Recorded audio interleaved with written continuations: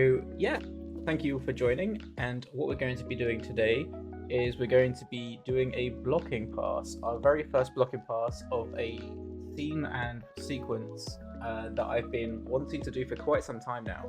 Um, Essentially, it's kind of inspired by 90s anime that I really grew fond of, things like Ghost in the Shell and Akira. There's a couple of other nods in there to different animes as well. I've never really done something in this style before, so that's why it's a challenge for me, and I'm quite excited for that. The other aspect of it is that it's all going to be synchronized to music, which is one thing that I've never really done before. Again, it's not something that I see typically in a lot of animated work, where the animation is completely synchronized in its movements to the music, which I thought would be a fun challenge. So that's what we're going to be doing today. I can show you a clip of where we are so far. So in previous streams, for those who haven't joined us before, how this will work is we've gone through and we've done all of the layout paths, we've done all the cameras. We've also done. Sorry, let me just turn down the music for a second. We've also done thumbnailing. We've done a lot of timing, making sure our compositions are correct. Lots of ideas around as well. I've re-prepped a new rig in the meantime, set up the picker and everything. The thumbnails are now complete, so now we can actually go into the shot and start blocking essentially, which should be exciting. A lot of the style that I've been looking at recently in terms of the animation style that I was looking to do would be in line with an anime called Bubble, which uses a lot of 3D motion camera, but then it's still very like animated every like 2 frames, sometimes 3 frames. Keep it very like sharp in its posing, and the transitions will be very punchy. Hopefully, that's the intention. So it should be really fun, and it'll make the rhythms and the beats more distinct.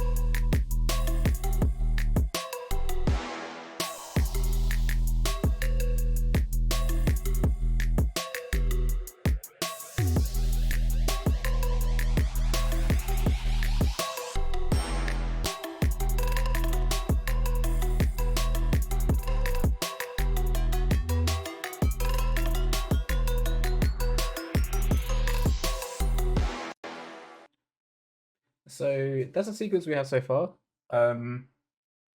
And yeah, it's coming along pretty well. This is obviously in a staging pass, so what I typically like to do is I'll just animate the ball first, to get an idea of where my staging and my timing will be. And I use that as a rough guide for when I start blocking and start animating everything. So it just gives me a good idea of where the character should be in space during time. And then obviously we can mix it up and vary things as we need to adapt. But for the most part, it should put everything in a pretty good place. As for context of the shot, it's obviously one big rolling shot that's a minute long, and it is based around an assassin, which is going to have like a cybernetic arm, and she's trying to escape. Like she assassinates someone off screen. That's how the shot starts, where we imply that she's just assassinated someone, and then she's trying to traverse down this really large building without getting caught by the cops. And so there's going to be moments where there's like a very long beat around here, and we're going to be looking down on some police that are going to be surveillancing and scanning. There'll be drones going around, that kind of thing.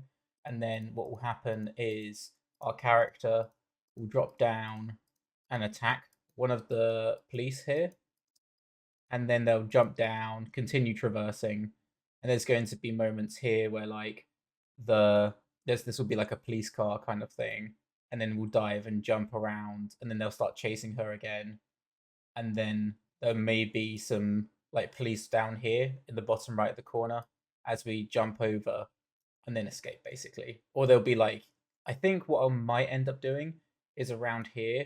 I may imply that this is where the person got shot. So you may see some um like a dead body, that kind of thing, or people like crowding around the area as we navigate through the crowd. It again, it depends on the ambitions of the project, really. Yeah, we'll pretty much start animating. I can show you some thumbnails that I've been doing in the meantime. So these are all the thumbnails that I was prepping in previous streams. So we have here, this is where we're starting off with the character with the sniper. She traverses down, does this backflip, and then lands and slides down a panel or like a window, swoops past us and does loads of these acrobatic swings across a pole.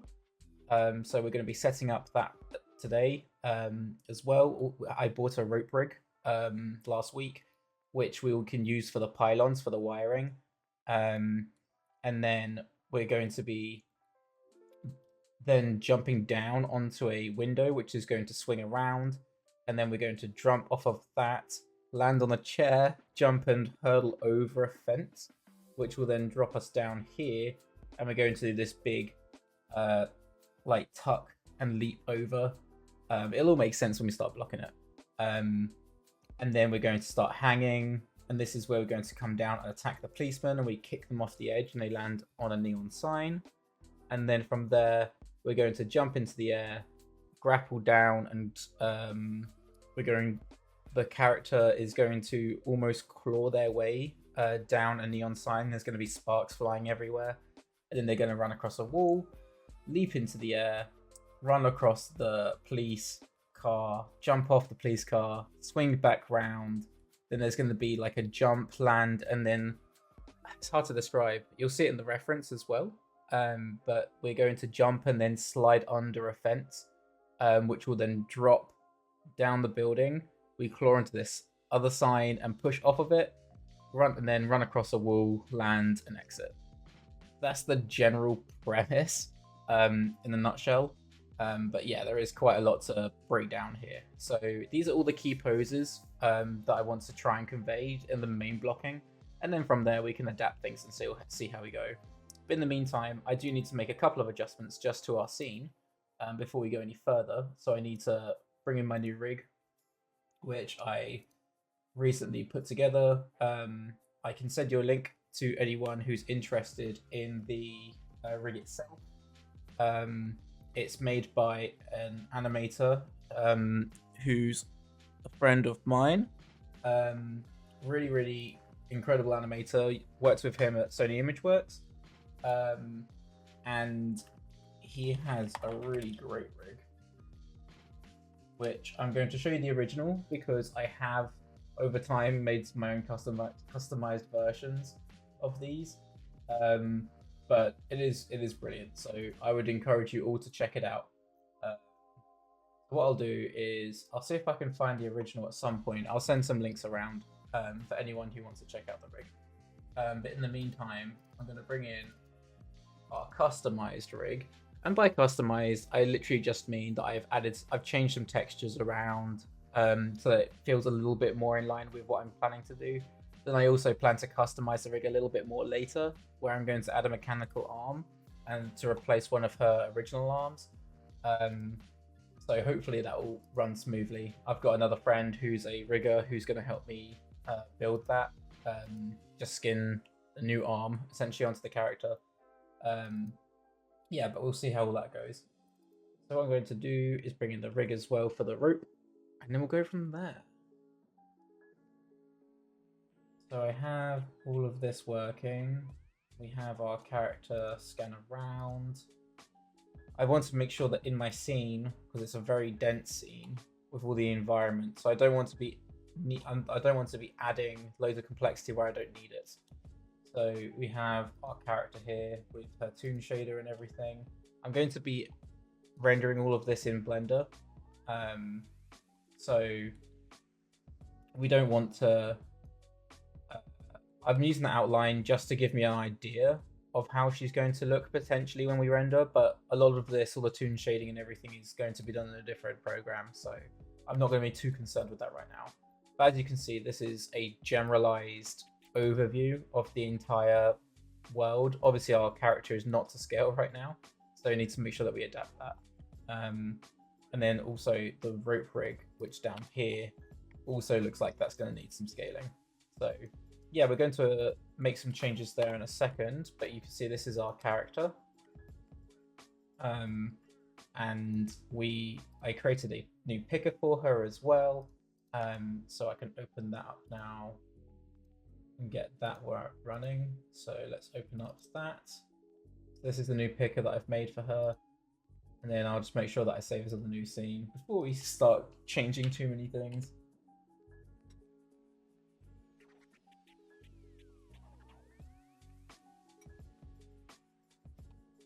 Okay. So we have our global scale for the main character. A lot of the controls, we're not going to see because I've deliberately hidden them because this rig is very complex. So if I were to turn everything on, this is an incredibly complex character. And I'm really impressed by the guy who rigged it. Like, it's really, really versatile. So not only do we have, for instance, just regular arm controls, but you have tiers and layers of the controls. So you can have just a very basic FK set, or you can have another layer of the same set underneath. So then you can control different parts of your axis and that kind of thing, which is really nice. But for the purposes of this, just to keep it clean when I want to be looking at my poses, I don't want to have to be constantly looking through the controls. So a lot of this I will actually use without the controls turned on, and we'll just be using the picker, just to try and keep it clean. And then if I need to select something a bit more, then we can do it that way too later. But for the meantime, I want to try and keep this as simple as I can. So I'm just going to scale down our character, try and get it in a little bit more in proportion with our set. So our ball is up here. So I'm just going to move her down. Make sure that she's proportional to the ball. So the ball is supposed to be based on the correct height. But for some reason it keeps... Oh, my zoom, my focus on my character doesn't quite seem to work. It's a bit odd. I'm not sure why that is. So I'm going to have to keep focusing on the ball to focus on her, which is a bit frustrating. But it seems like it's in a pretty good scale now, somewhere around here. And then I'll just rotate her to get her in her start position. And I want to make sure I have the rig set up in a way that's going to work well for when we start posing. So I'm just going to save this, and then I'll get the rest of the setup working. So we also need to fix the rope. So we have this rope here. I'm going to change its look later. I'm not too concerned with customizing its aesthetic right now. I can do that later. Because it's all referenced, so it's not going to be a problem. But we do have this wiring here. So this big wiring that comes across here is going to be the part that our character interacts with. There's these two pylons. So really I want to be using two, or I could try to simplify it into one. I'm not quite sure yet. Maybe I can bunch two together. That could be quite cool if she grabs both at the same time. Just to give it a bit of range. So what I'm going to do is I'm going to angle our rig so that's a little bit more in the same scale as the pylon from where we start and finish, which is looking a bit better now. Somewhere around here, I reckon.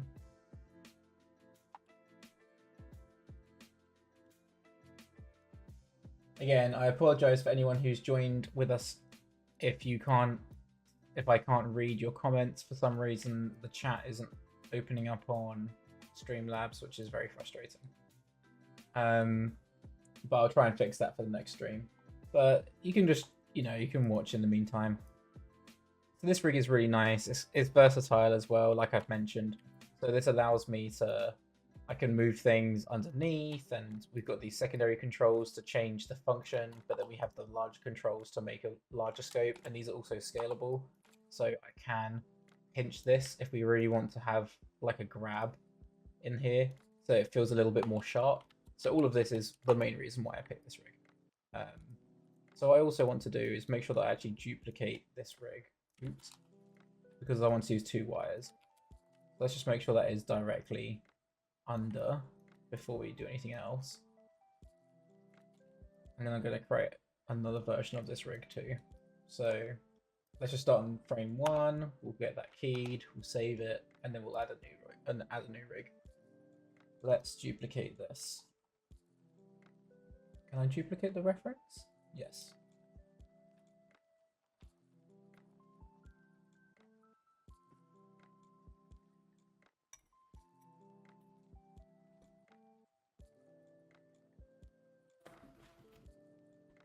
Sorry, I'm finishing my dessert as I'm working. So I wonder if that actually it didn't directly duplicate it. That's not a problem. So what I'm going to do is I'm going to copy this value here, and then we have our rope rig down there. Let's key that and then paste, and then we should have a duplication. There we go. And so we can actually put these side by side, and I will be animating each of these simultaneously. So what I can do now is I can take these 2 controls, for instance, lift them up, and then I can pinch them together, and then I'll put them closer together so it looks like she grabs 2 wires at once, which will be pretty cool. So as we're going through the swing, then she can grab, and then it will feel like she yanks them, which should be pretty fun. So what I want to do is I want to try and get a little bit more of a gradual curve, just so that it feels... I do want to have some tension in the pylon at the beginning, but I don't want it to be really tight. I want to have a little bit of give in there. So I want it to have a slight, just a very subtle amount of bend.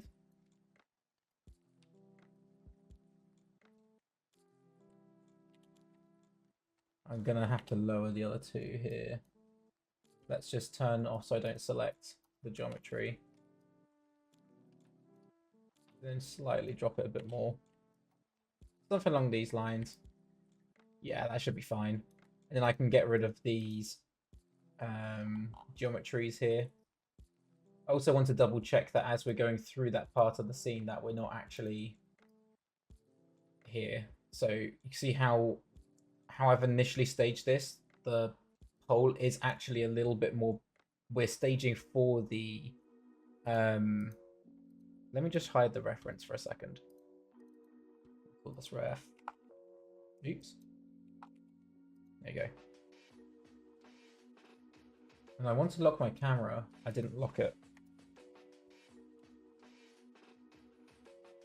Oops. Yeah, there's a weird key in there that I did not intend to do.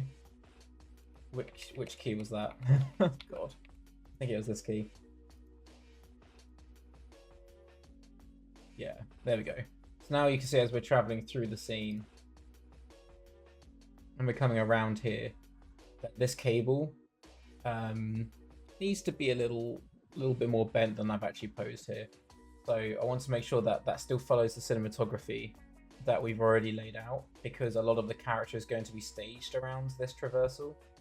So I think I can split the difference here as it comes around. And I think what I'll end up doing is the character will most likely...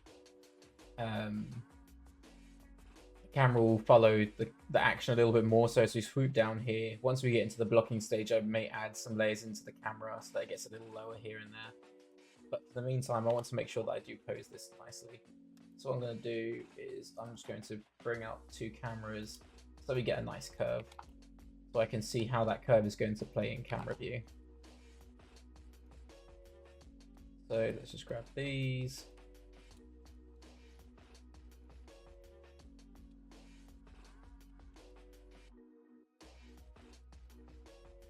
And I want to slightly lower it. Somewhere around here, I reckon. And then we can slightly get a little bit more bend in there. Something like this.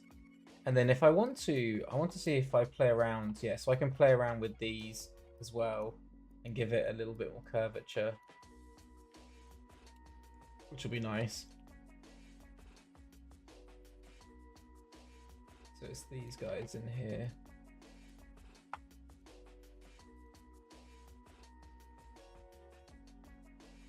I think I just need to lower these and that'll give it a little bit more of a bend.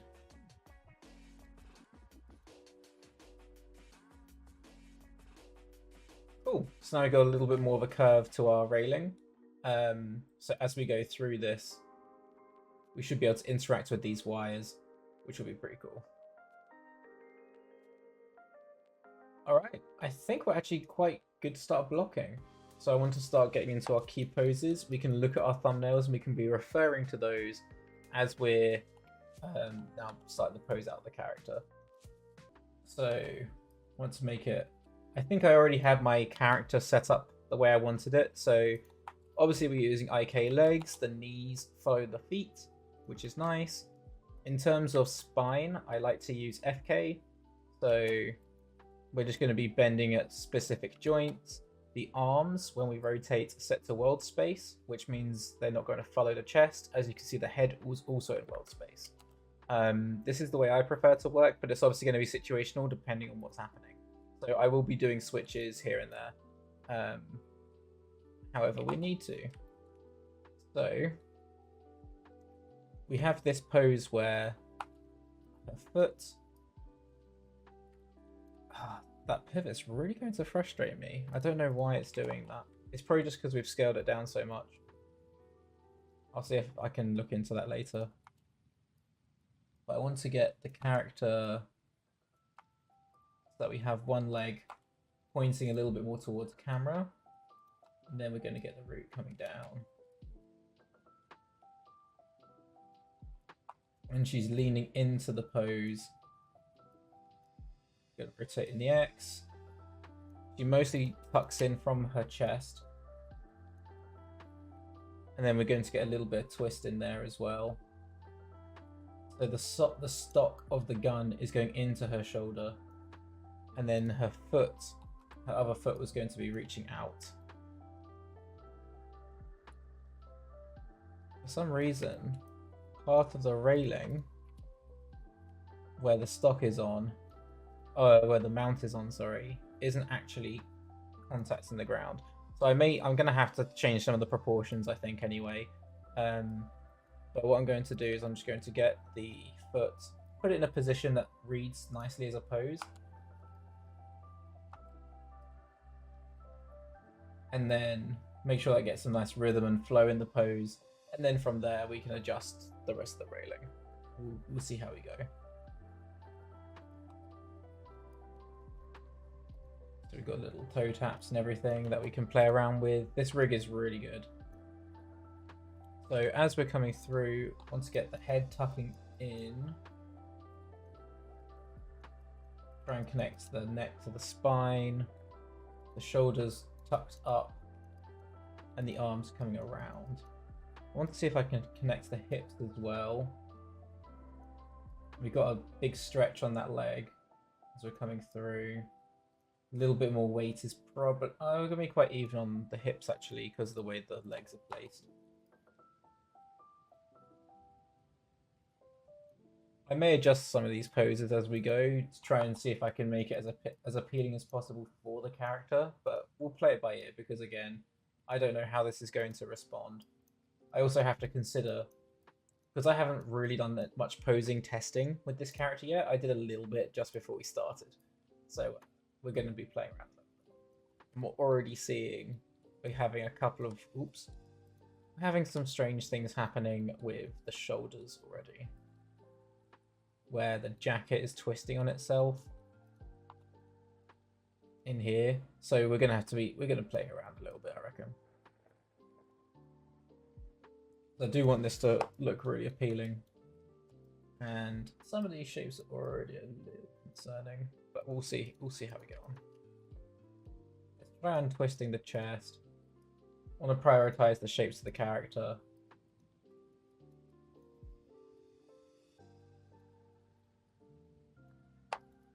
And then looking at the pose as well, get this nice 90 degree if we can. And then we'll get the wrist in there as well. Yeah, so this gun's definitely going to have to be a lot smaller, which isn't a problem. I think that it was going to have to change, but it was an estimation at the time. But if anything, that's going to open up some space for the camera, so in the staging, so that's not a problem. I also want to just fix my clipping on my camera. Let's just turn that a bit higher. There we go. That'll just read a bit clearer. And the other arm is coming around. I'm just getting the main base of the pose first, and then we'll work from there. So the shoulder is also kind of tucked high and coming forward. And the arms coming around like so. And then the hands coming under the stock. I'm probably using these gun terms incorrectly.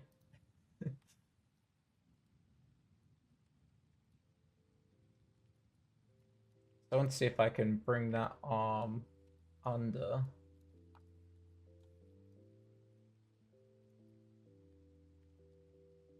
And then I think I'm going to have to end up taking the weapon itself in here. And just let's go into the gun group for a second and shrink this down so that we can get that in a little bit more proportional to what we need.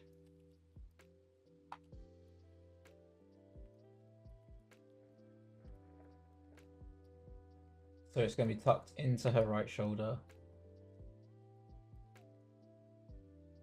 Somewhere in here. And if I just turn the thumbnail off, I want to look at the composition just to see I get the angle right. Yeah, so I probably can end up angling the gun lower.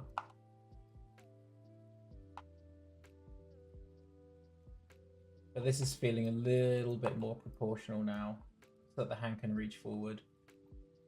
The arm, sorry.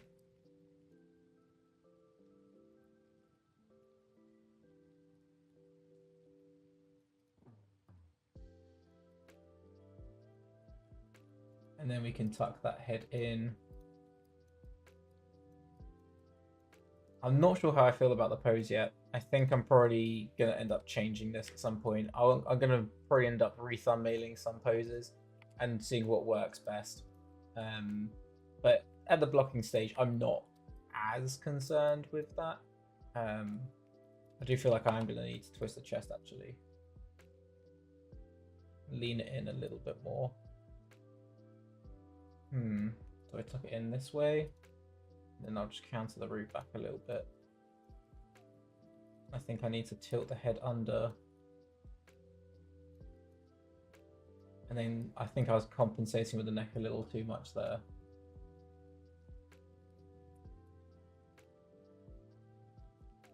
And then get that wrist coming under.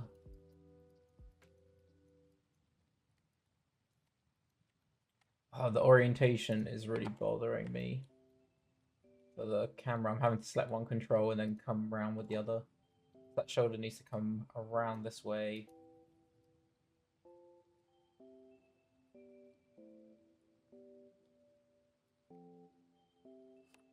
Like this. And then stretch out the wrist a little bit more. Come under. That's feeling a bit better. That shoulder feels really weird.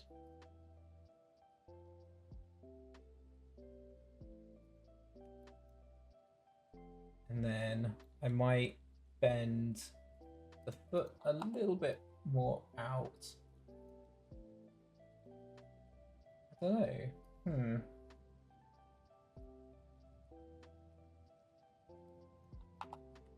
Need to look at her weight to see where her mass is sitting in her balance. Yeah, so it's slightly in front and she's got a bit more support there. So I think that's generally working okay. I could end up having her kneel. That might give us a bit more support. I'm not sure yet.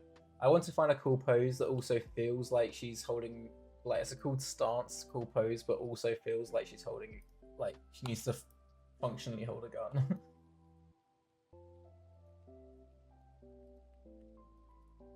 I think what I'm ending up also having to do is I'll end up switching from FK to IK with the hands and the contacts at this point. Because right now it's not. I wonder, we don't have any FK IK switching. So let's just save this before we go any further. And I'm going to have to use a couple of tricks. See what I can do. So we have this position. So let's switch the right arm to IK. And then put this into position.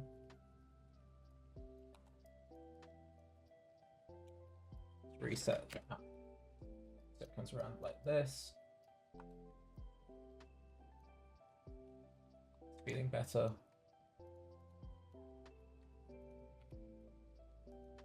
I want to see if there are any other controls, where I can select and it's not going to give me some weird orientation. I'm definitely going to have to look into how to fix that for later, because I don't want to keep focusing on that top control every time. It's going to be annoying.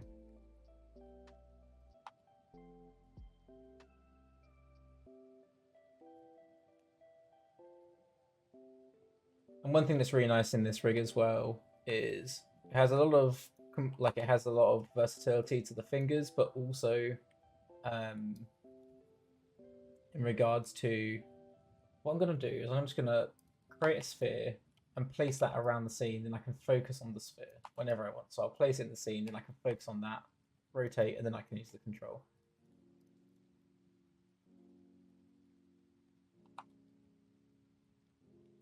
But it also has loads of controls on the jacket and the hair, so all of this is great.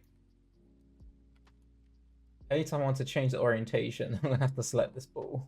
Quite frustrating.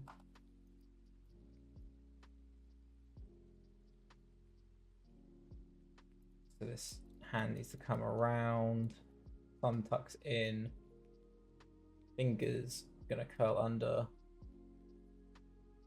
And then we need to look at the curvature of the hand, try and get that to have a nice clean curve to it.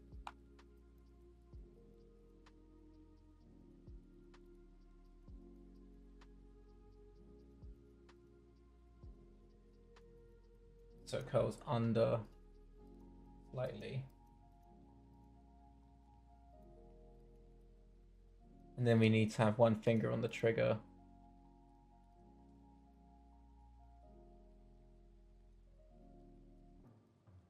But she will have just fired it as well, so we have to be aware of that.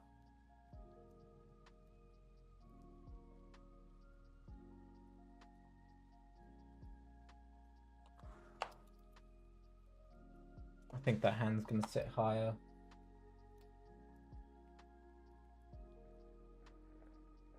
And I think these need to be raised as well.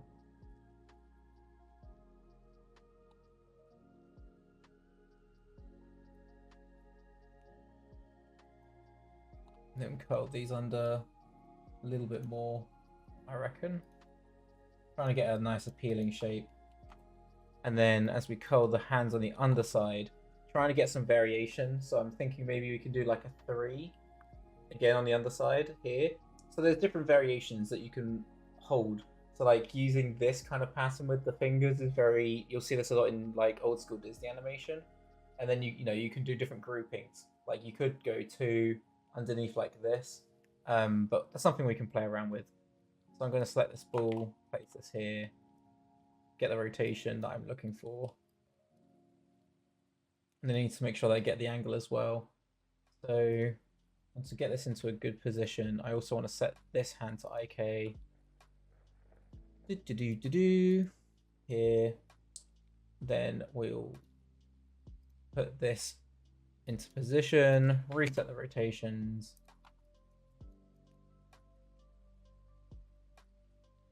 Put the hand under. Something along these lines. And then I'm just going to have to check the elbows as well. So move the ball to there. There we go. So now I can fix the elbow. Oops.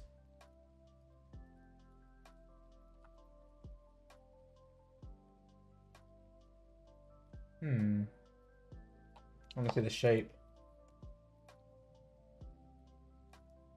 I'm honestly not feeling this pose right now, but I'm just rolling with it. It's kind of funny, the very first pose we're doing, I'm already having second thoughts.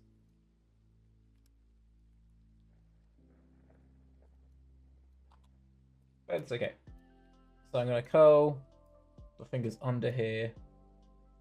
Let's just get the curls first, and then we can play around with the groupings.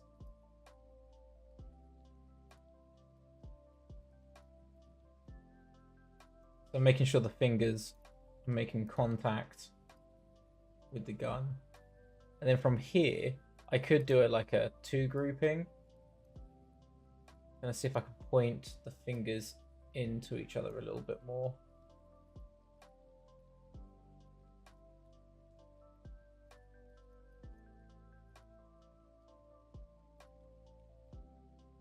Maybe something more along these lines.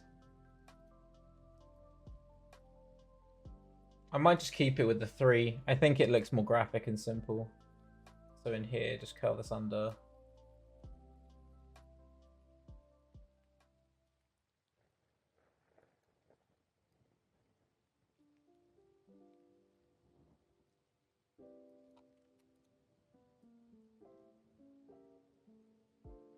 See how that looks? Yeah, I think that's okay for now.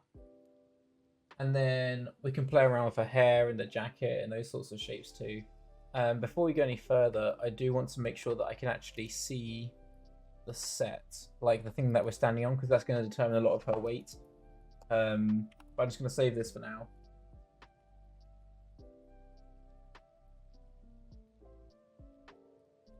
And then I want to see where the set is going. Compared to some of the other things I've worked on, didn't take as long. So, you know, that's just something that I've had to kind of be aware of mentally when I'm doing work and stuff. It's like, it's okay if it takes time, in other words. So this is the part I was talking about. So I want to make this smaller.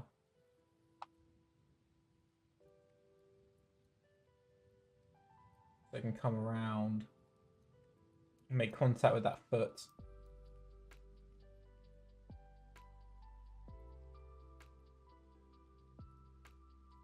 And then the stock needs to sit a bit clearer on that. So this part here, and change the pivot point. And then we'll just point it down. And then I'll just reposition it wherever I feel works for the shot. Could be something like this, actually. That could work.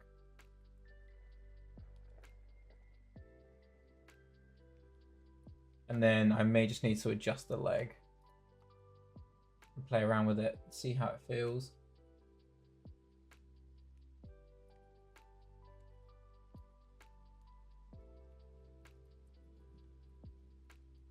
Yeah, I think that works.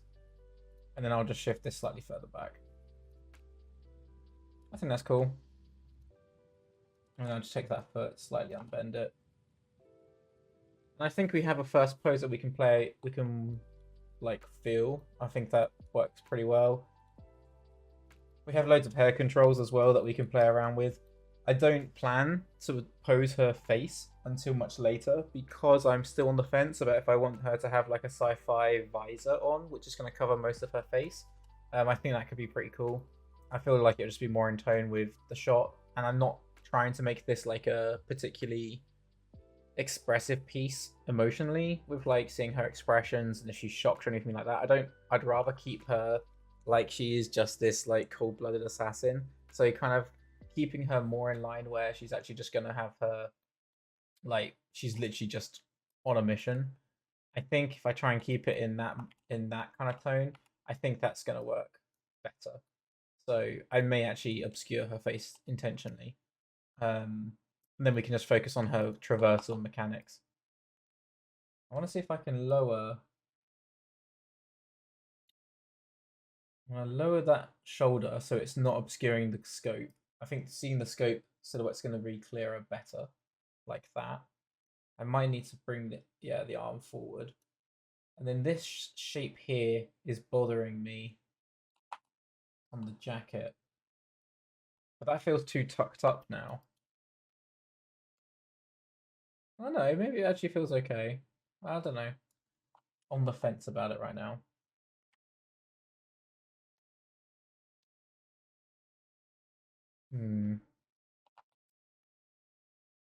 Something like this.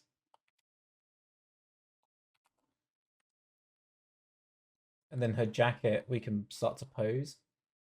So we have these really nice parts here that we can droop down.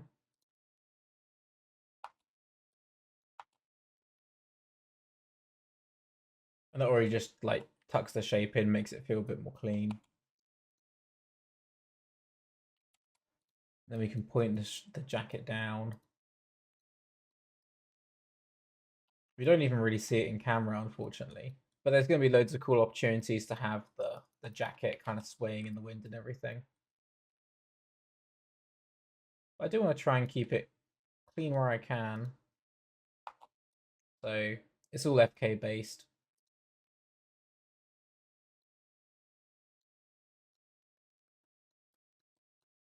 So something along these lines. The orientation is so frustrating. I have to select a different control to get the angles. So the jacket's obviously going to have some level of rigidity to it as well. But just trying to get some cleaner shapes in there. Yeah, already that shoulder's really pushing. I can see behind that the shoulders are going to be an issue, I reckon. That's always something I can speak to the guy who rigged it about. I'm really cranking this shoulder right now.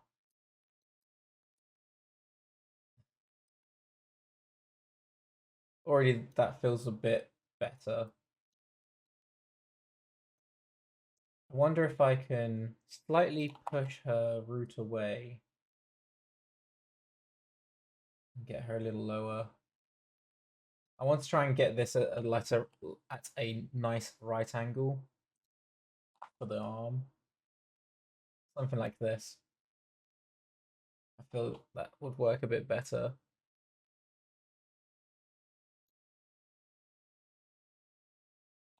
The spine.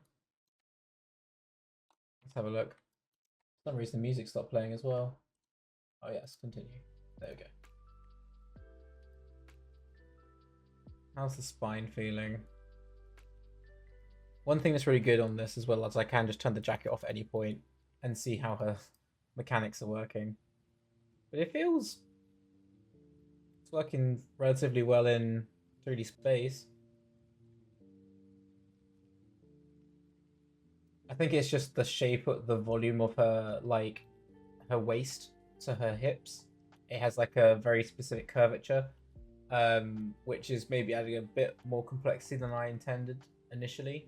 So I could compensate for that, just to kind of keep it graphic. So what I'm going to do is I'm just going to select the entire rig, and I'm going to hit S, then I'm going to go to the next frame, hit S again, and I'm just going to play around and see how I can iterate with the pose. Try and get a little bit more of that curvature back in. Already that feels cleaner.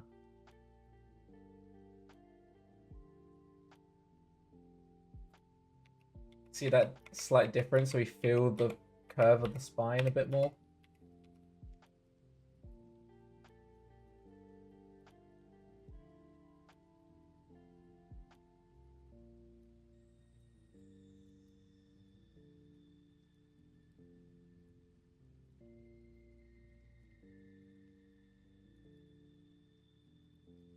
Maybe something along these lines. I need to bring that elbow back in.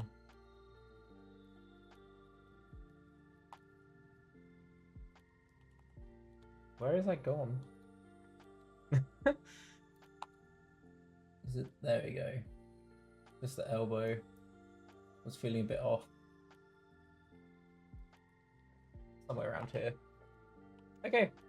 So I've selected the entire rig. I can get rid of that previous key. Yeah, that feels cleaner to me. And then I want to just pose her hair, get a rough idea of where the hair wants to be.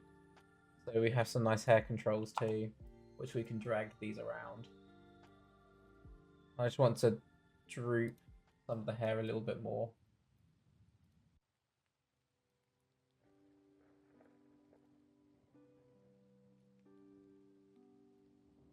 And then we can go into all of these individual controls and we can drag them over. Let's turn this on. See if we can get some graphic shapes in there.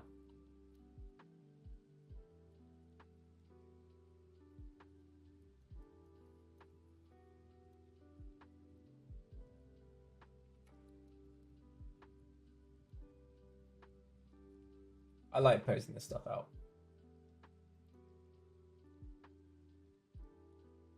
See if I can, yeah, think that in, try and keep it clean and graphic.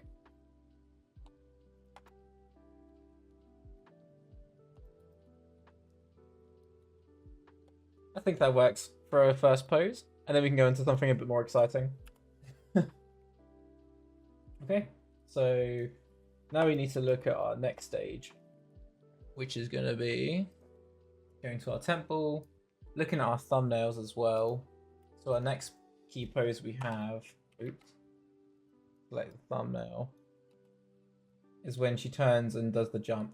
I want to do this one here where she's landing down. So I'm just going to move this here out of the way, but I can still see what's going on. So we jump and land here. Let's turn off the reference for a second. We don't need to see that.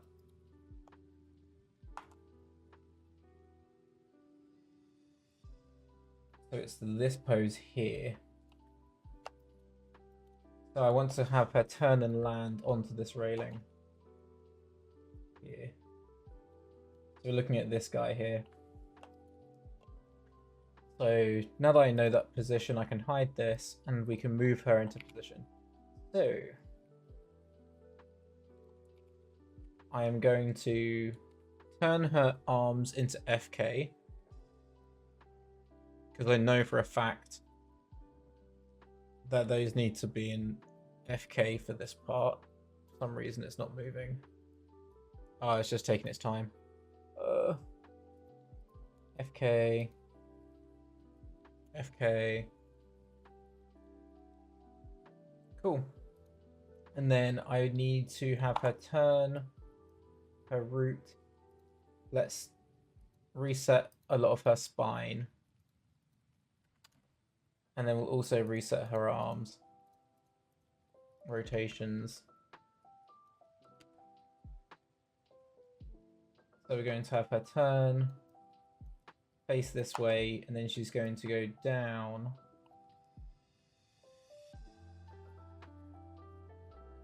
And we want her to land on this railing here.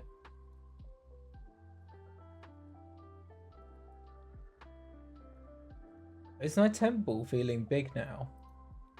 Oh no, it feels okay. So obviously it's going to look pretty broken, but if I do the exact same thing now for the feet, so I'm going to reset all of the rotations, then I'm going to turn them 90 degrees, move them down and across. Oh, there we go, world. Over and down. And then the arms will need to turn like this. And the arms like this. So this should fix any issues with rotations. Head also going to turn 90 degrees. And reset the jacket, the hair. And then we got a base to work from. Okay. So let's go on to our little sphere and move that into position so we get close to the pose. So our feet, we need to have one slightly more to the right.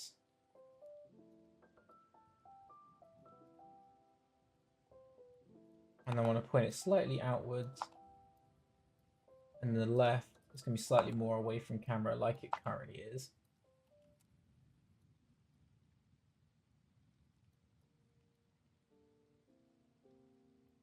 And then our root needs to be more forwards. And then we're going to slightly curve the spine I think I'm going to turn the jacket off for now, get the spine working. Let's curve her spine slightly forward. She has this nice twist to her chest. And she does have these very sharp shoulders in here. They feel like they really protrude outwards. I think those shoulders are going to cause me problems, but we'll play it by ear. Just tuck the hips under.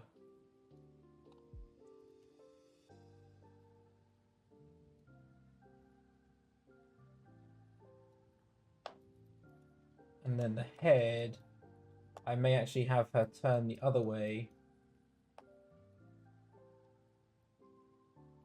It would be nice to play. It's hard with the panel because I want to play around with a little bit of depth to her feet.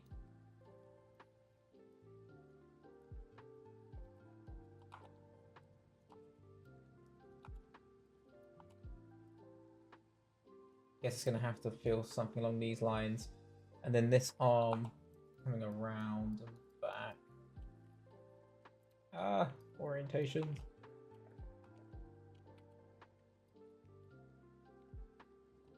This shoulder comes forward and around. Yeah, that's already feeling really weird. I'm going to end up having to counter translate so much. That's not ideal. This arm comes around like this.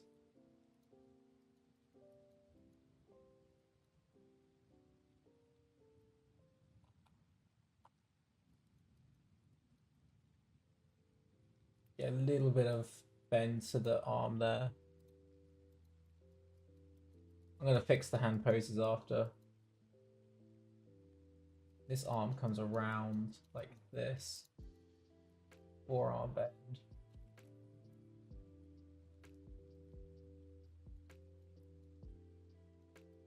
Try and get some nice clarity.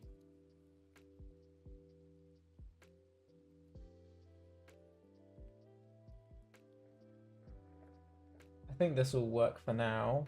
Then let's look at hand poses.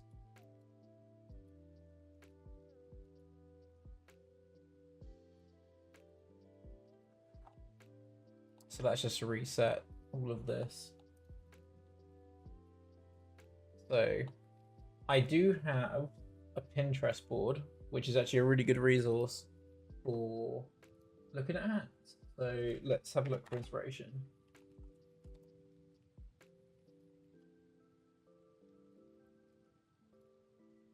Just got to sign back in. There you go, we're back. So let's have a look. We have my animation board. Where are we? Animation. Then here, hand poses. So I'll try and find something quite dynamic. I was doing a shot where there was a lot of smoking, so I was looking at people holding cigarettes.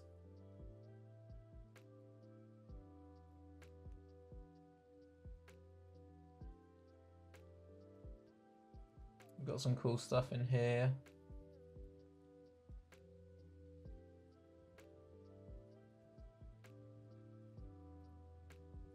These look quite nice. See, as we got the inside, the arm, the thumbs away from us. Maybe something like this one here feels quite nice. So I can always flop that. So we have our thumb. It's going to be away again. That's going to be frustrating. I'm going to put it off screen, but I'm using this as a reference. So let's have a look. So the thumb. Also considering anatomy as I do this, of course.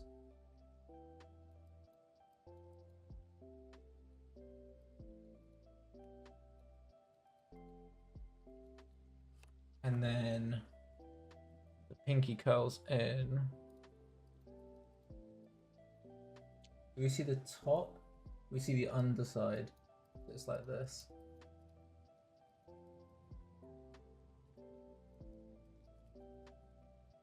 Then pinkies curl out under.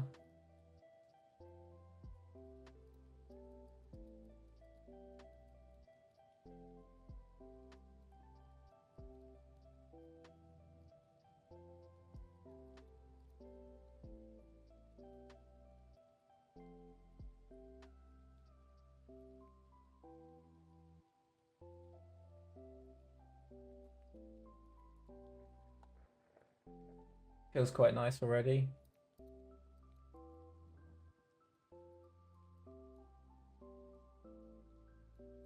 Needs to get a little bit of a connection in there. With the bend. I want to get that thumb a bit clearer too.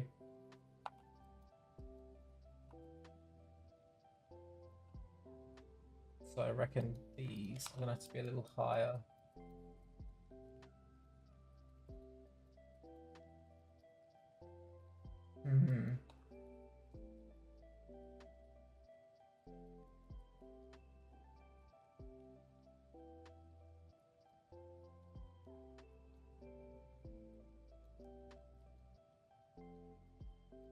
Something along these lines.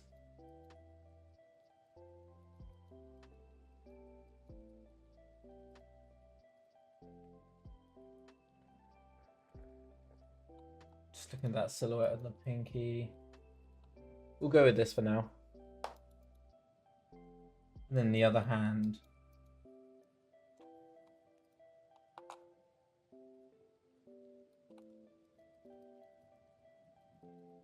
I'm going to reset again. So with this one, I may just experiment with having the fingers curled in. And then I can slightly offset.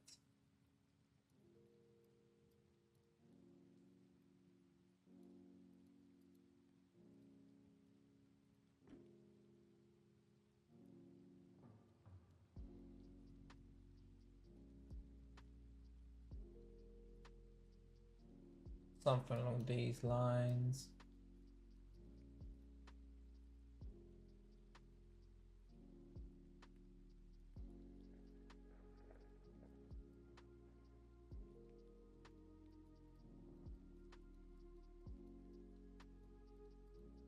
And then I can just adjust the forearm to get to preserve the clarity where I can. I would like to get a little bit more break on the wrist there.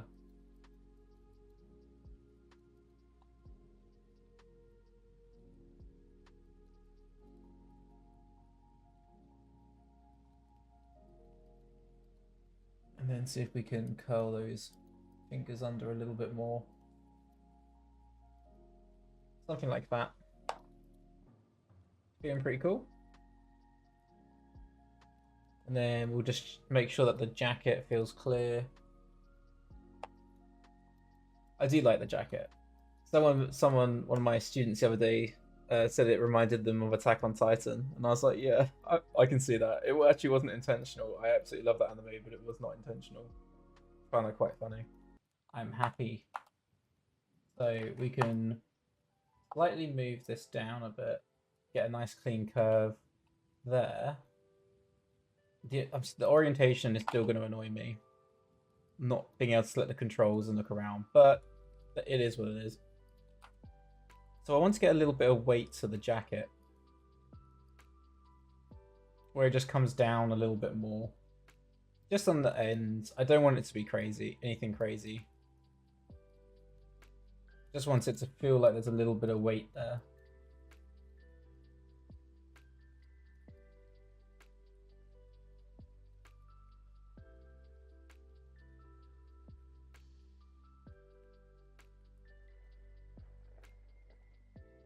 I've never seen a picker tool like that. Oh, awesome. So you say you're AM. So there is actually a picker tool that they have at AM, which you can use. I'm not sure exactly where it is, but you can reach out to people on campus. I'm sure they'll be able to find it for you. This is called Dreamwall Picker. So it's essentially the same as Anim School Picker, but it's not attached to the school. There's not any licenses. It has a very nice editing uh like interface that you can play around with, and you can add images, you can change dimensions, shapes, colors, you can assign scripts to everything. It's really good. So, and it's free. So Dream Wallpicker. I definitely recommend it.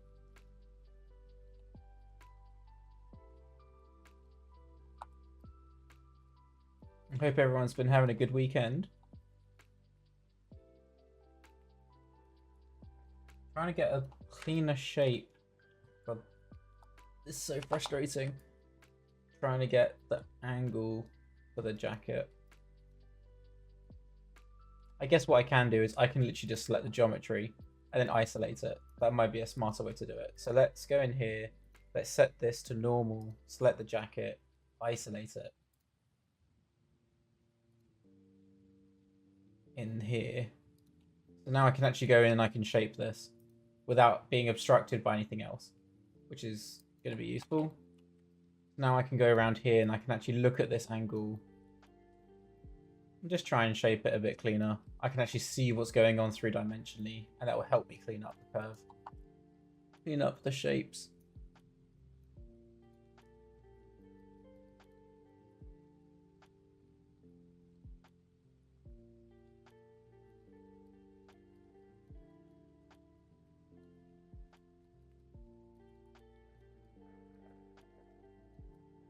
There's a weird pinching happening, and I'm not sure why. I think it's just part of the geo. Yeah, it's just part of the geo. So I want to see if I can just get a little bit more of a curve, a simple curve to wrap around there. So let's just see if I were to do this. I might have to tuck it in. Yeah. Already it feels a bit cleaner though, just by even doing that. But I still want to give it a little bit of weight. That's the main purpose.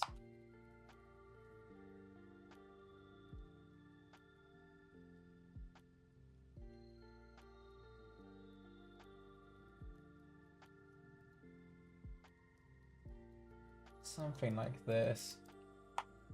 And then yeah, I think that's good. Hey, how's it going, Tom? Long time no speak. Right, so now if I isolate this, we can now see a little bit clearer some of our posing with the jacket turned on. And I can see the hand silhouette's now broken, so just scooching it out a little bit will help. I think I can slightly raise that shoulder.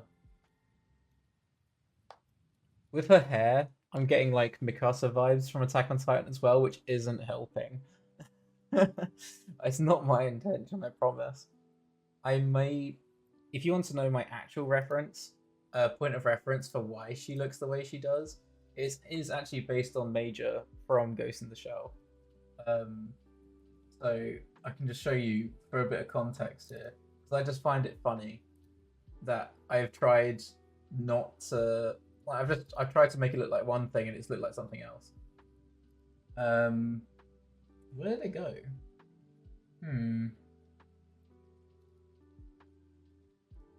I'll just do a quick Google. I want to show you guys because Ghost in the Shell Major.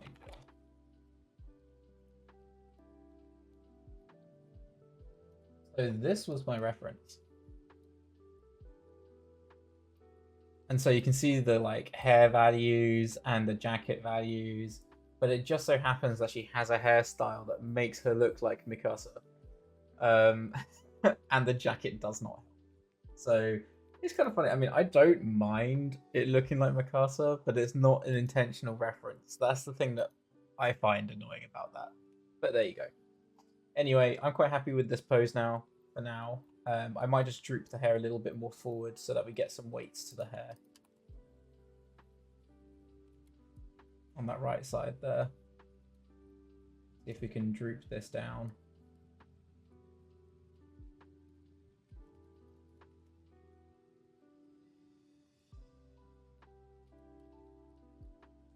Give it a little bit of weight.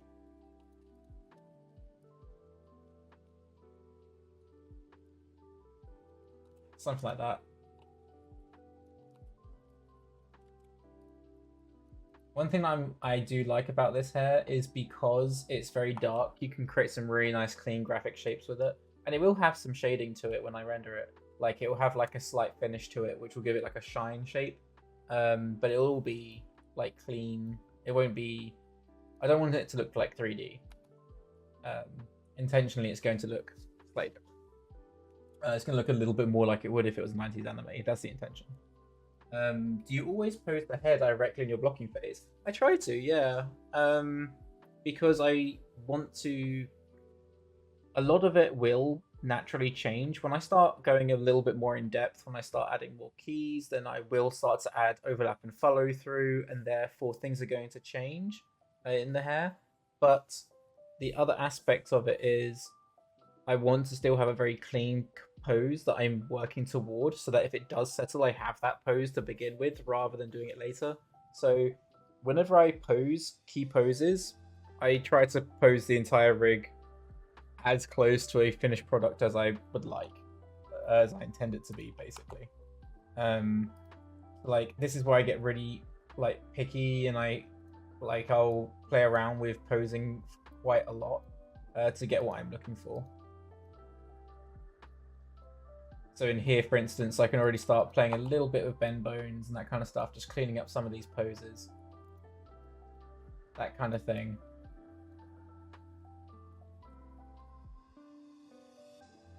But yeah, I'm happy with this pose now. We can move on to the next one. So I do have a transition pose that happens in between as she exits. She does like a little turn beforehand.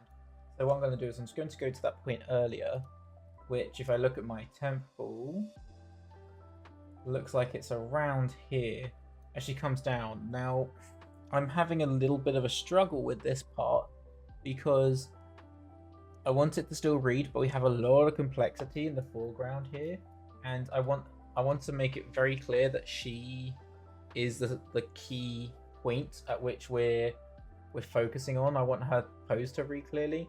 So I may just end up trying to fit her in this kind of negative space here somehow, her pose, so that it feels like we fill the space nicely and it reads clearly.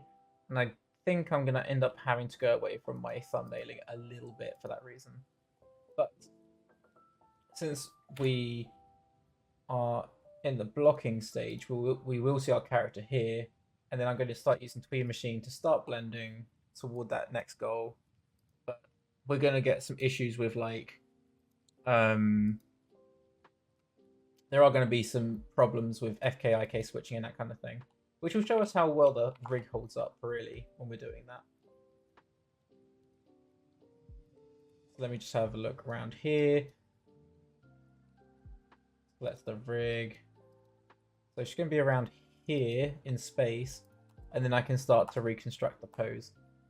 So in here, let's get our orientation working. So she's going to go to the side. I'd like her to be higher, and then we can reset the rotations on the spine and the head.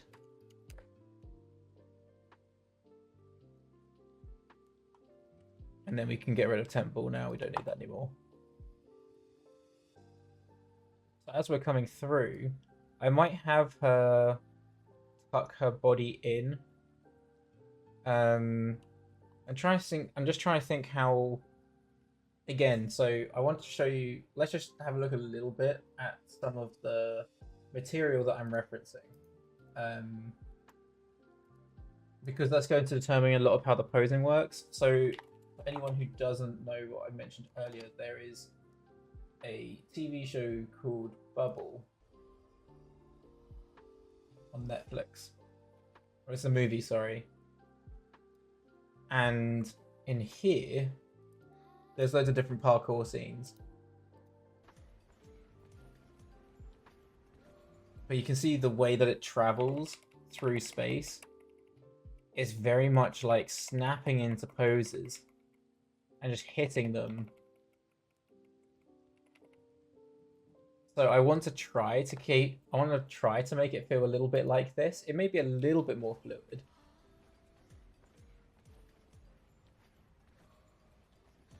But you can see how much contrast happens.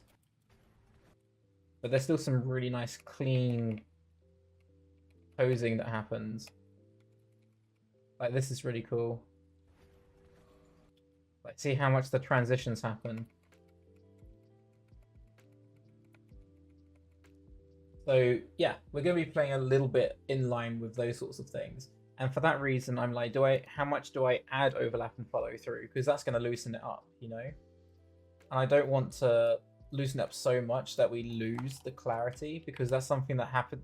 That's something that works really well in like anime in general with a lot of action. Is it's so pose oriented and less in movement, more favored in posing.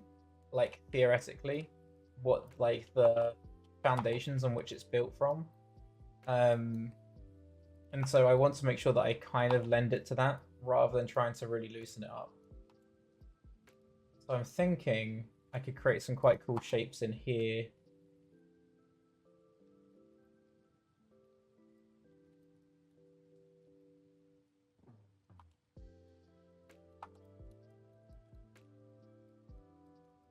Just kind of try and keep it nice and graphic.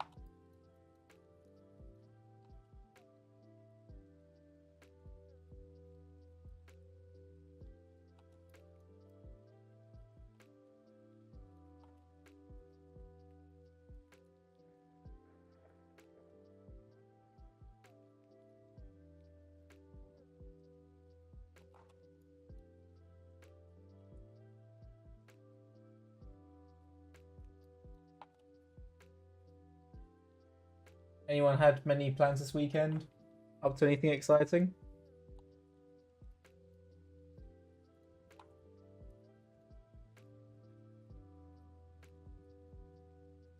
Let's reset the jacket and the hair. Reset the shoulders and the arms.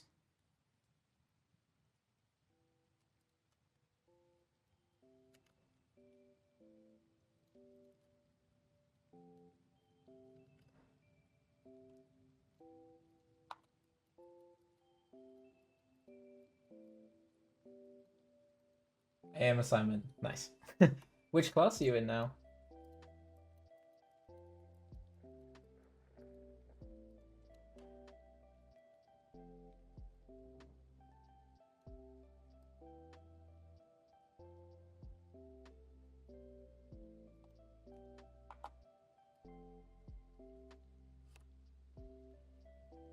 I might cheat. I don't want to cheat too much too early. I don't want to instantly resort to cheating my poses where I don't need to.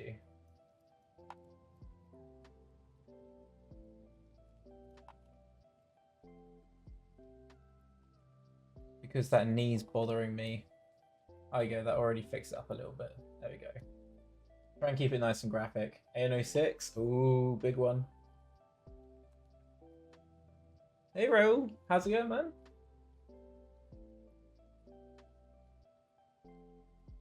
That's a big one. Are you guys with Sean or who's your mentor?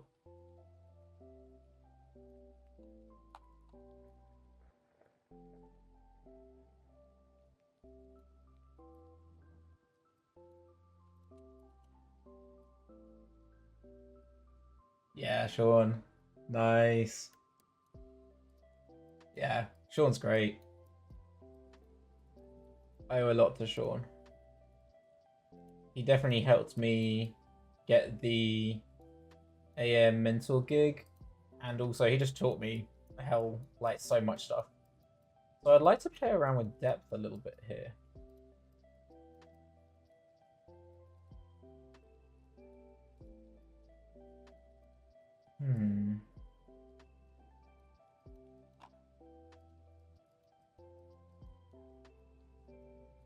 See if I can get some depth into the pose.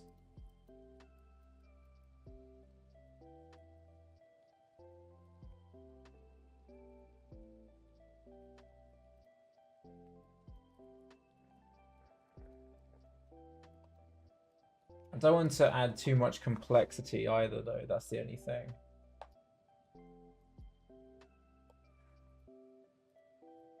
I could go outwards, maybe. Like hand comes toward camera a little bit more. Or I could just go outwards like this. It's tricky. Again, this is where I'm not looking at my thumbnails because I'm improvising. But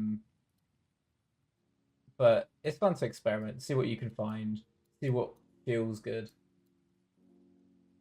Maybe the hands a little bit towards camera here.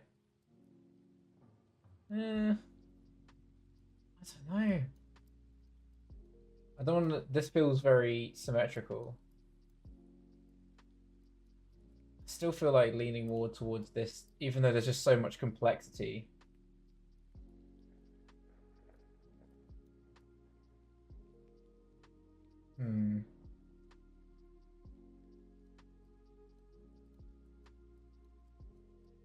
Complexity, I just mean there's so many shapes happening. The thing that's good, so again, this is something that I've been that I've considered in my like design and like texturing process, is I was trying to find complementary colors that will work color theoretically, but at the same time will also be contrasting from each other so that if forms do stack, they'll read clearly.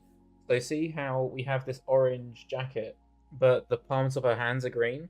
So that means that you should be able to read the green hand on top of the orange, and it should read clearly, hopefully. So like for instance, it's not going to work. I was wondering if I turned on my shaders, if it was going to show, but it's not, unfortunately. But once like all the shading's gone from this, the green's going to pop a lot more anyway.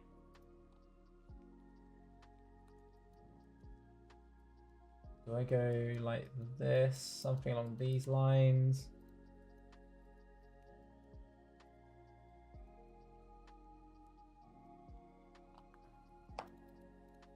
Nah, that feels weird too.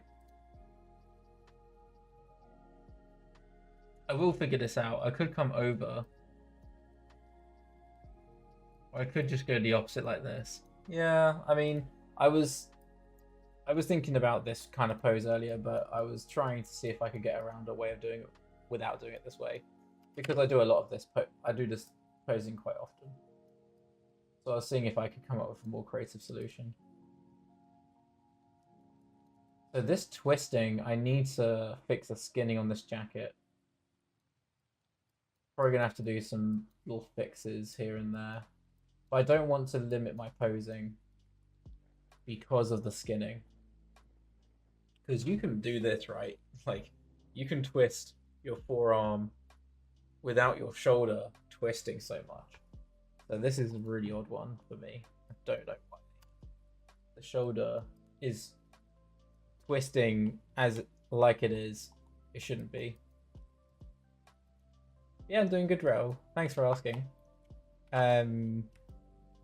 Yeah, I know I've already mentioned this on stream before, but since you've asked and I haven't spoken to you in a while, I recently got engaged, which is cool. So we've been doing a lot of wedding planning and that kind of stuff.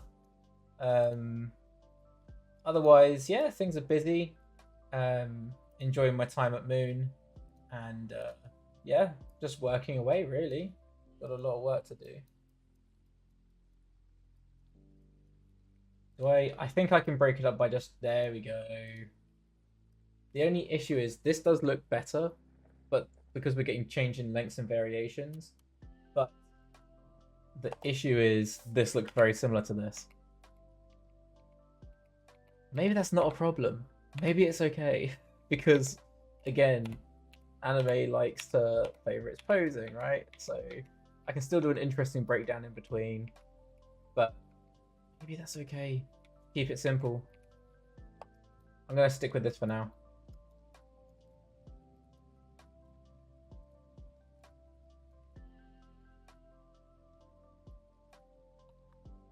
Thanks, guys. I appreciate it.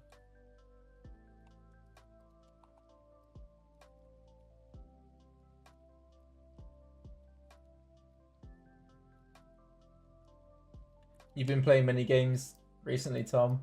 I know you like, I don't know what the word would be, like restoring old consoles, that kind of stuff, like playing old games. You been playing anything cool recently?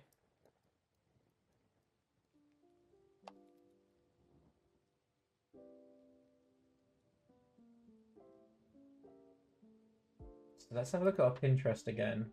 I want to see if I can find some more cool hands. This is where I need to get a mirror in my office space so I can just play around with hand poses and angles and stuff. Been playing for the king on stream. Nice. That's cool, man. Yeah, I'll have to check it out. What kind of game is that?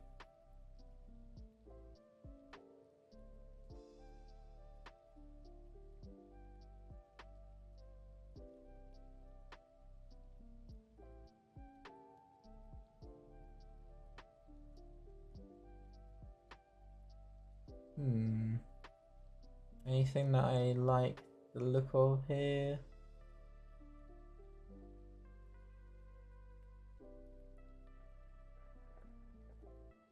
This one's kind of interesting up the top.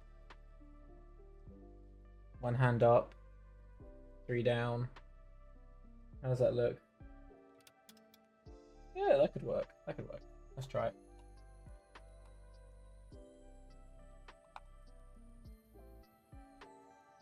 So 3 down.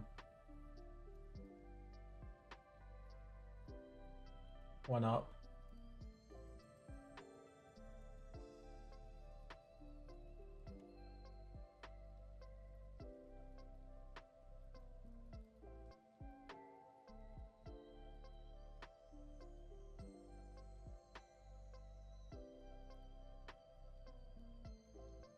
Yeah, something like this could be cool.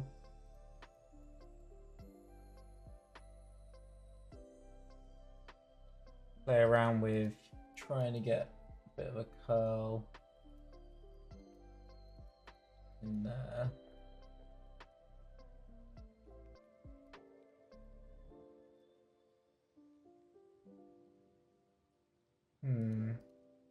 That knuckle needs to come up. I think that could work. Kind of cool. And then I can always have the hair trail back in my breakdown. So this is a breakdown. But I can always have the hair coming back slightly. The thing, this has so many great controls on the hairs, so I might as well play around with them. It'll be fun. This will end up just going to be like a posing hair stream, but I'm enjoying it. That's the main thing.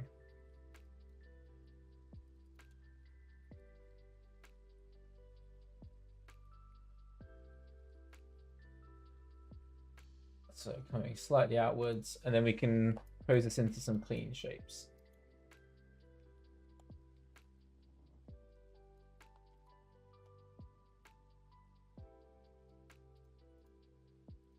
There we go. It's a D&D sort of RPG. It's pretty simple. Nice. That's cool, man. Turn-based combat sort of thing, so it's chill and thinky. Yeah, I like that. That's cool. It's a weird one for me because I used to play loads of turn-based games when I was a kid, but over time I think I've been less invested in them. Yeah, I don't know. It is a weird one.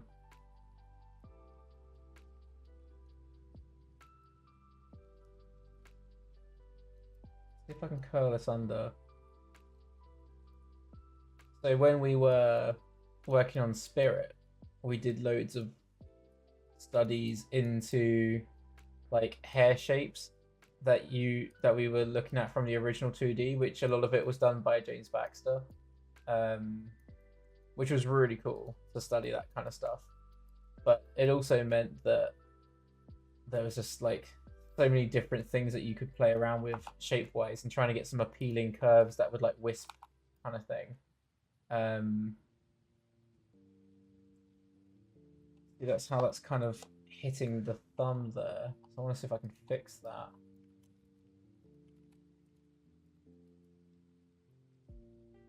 Have this one come around. Maybe something like this.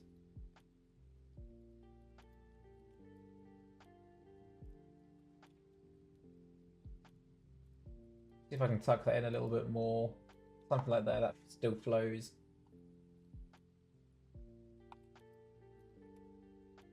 Just checking I've got all the strands and reworking them.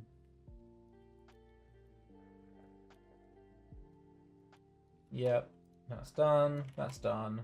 Now let's go on to these guys. So I wanted to still have some of these curl under.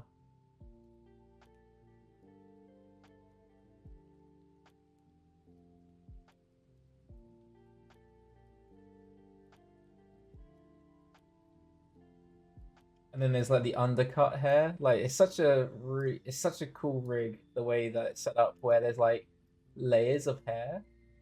I think that's awesome. So it's not just one like over the top hair piece. There's actually like layers underneath.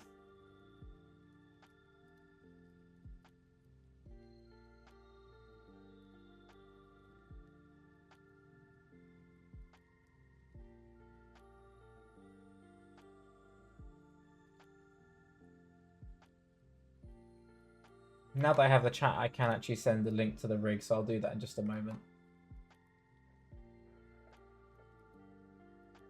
It's the shape I was looking for, that piece there. Where's my ball gone? I have to rotate around here so I can see these pieces. So that's the front, so we're looking at these guys. There we go. I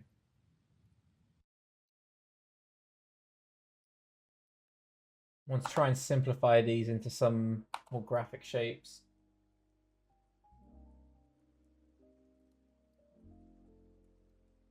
Something like this.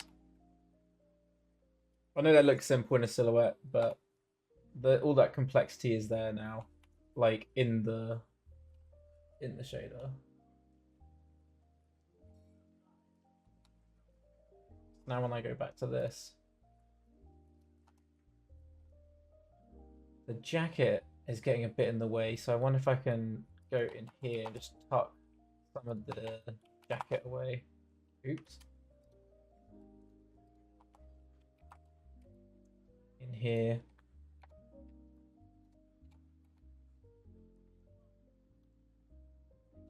These guys. Just tuck that under. There you go. Just simplify some of this stuff.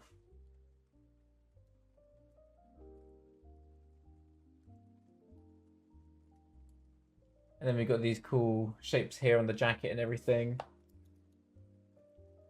So I think we can trail some of the jacket back. So let's get these guys and pull it back slightly and higher.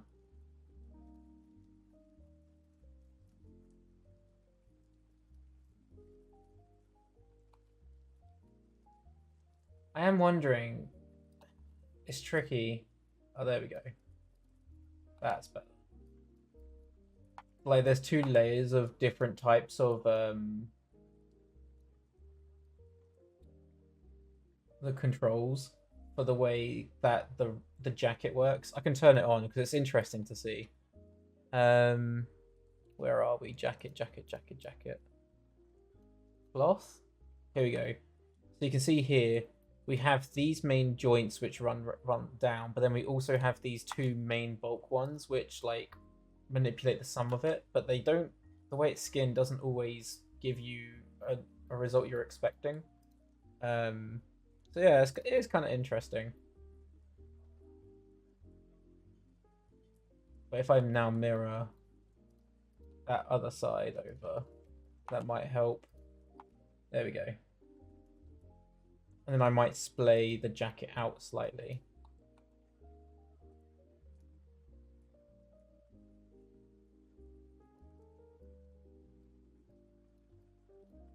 Will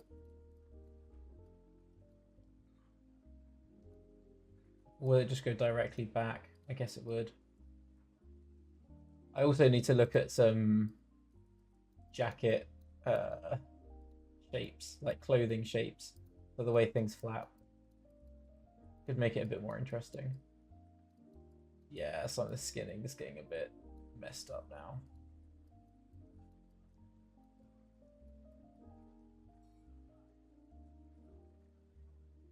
I want to still keep it clean and graphic, so I may reset some of this and then just try again. Twist, come under.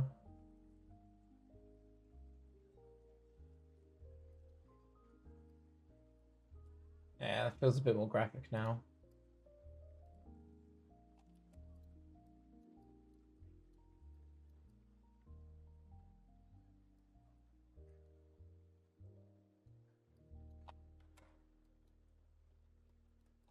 Oops, that's on the inside. That's not what I wanted. These guys, I want them to wisp outwards.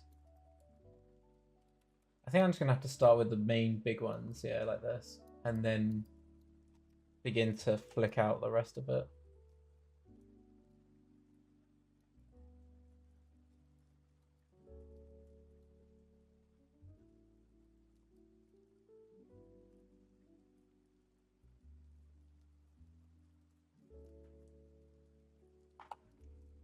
Something like this. We're getting closer now.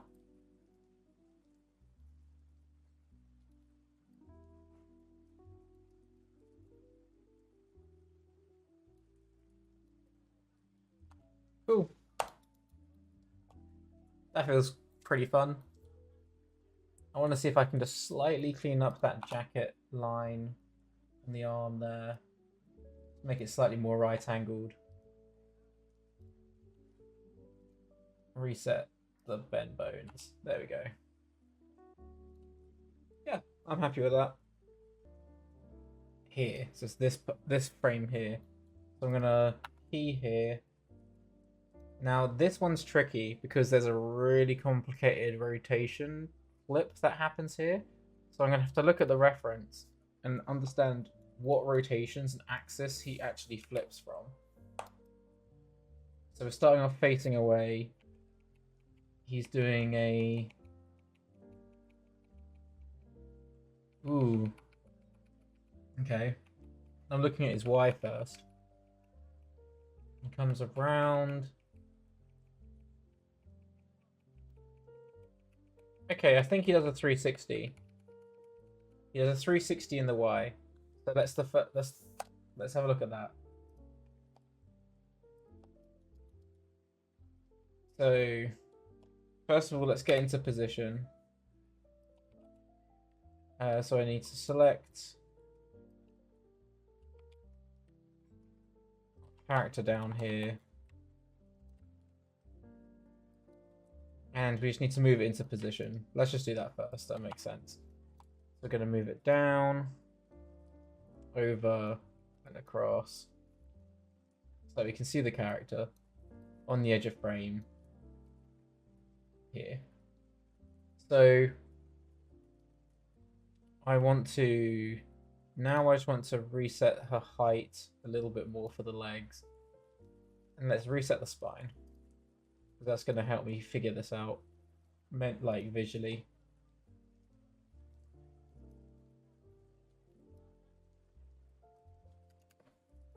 And then I want to reset her shoulders and arms and all that kind of stuff because that's just going to confuse me too. Okay, so based on the rotations that we had before, we want to be doing a 360-degree turn in the Y. So coming around, doing this, and landing here. So that's 360 degrees turned in Y. Then let's go back again. So our X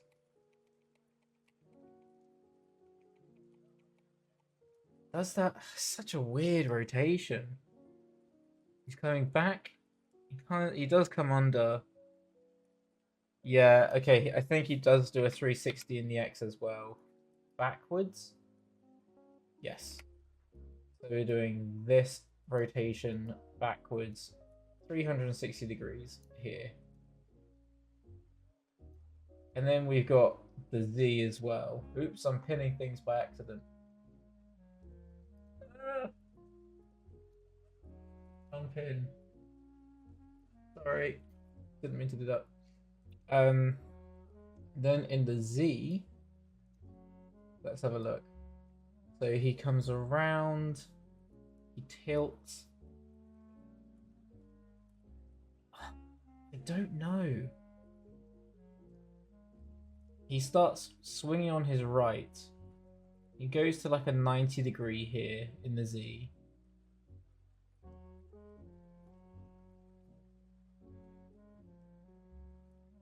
I'm going to say, because then he comes on his right again.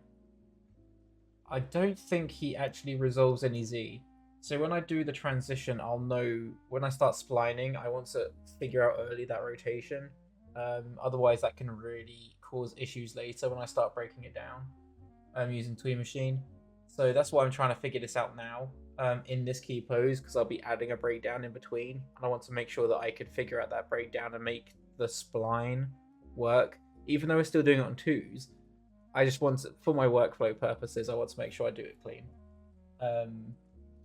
But at least now that I have that rotation, I can now start to look at my thumbnail and build from there.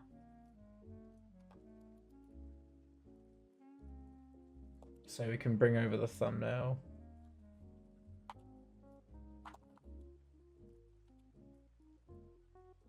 This guy. So I actually continue. Ooh, okay. Yeah. So I continue round. I'm looking at the pose that I was starting to build. I was getting a bit more of a twist in there. I don't know if I want to do a. Oh no, it'll be okay. It'll be okay. I was finding it difficult to do the to figure out how to draw the perspective of this when I was doing the thumbnail, but I have an idea of what I want to do. Luckily, not enough time has passed to the degree where I actually forget what I was doing. Not yet, anyway. Oh, my camera's locked. That's weird. Why is it doing that for? How weird.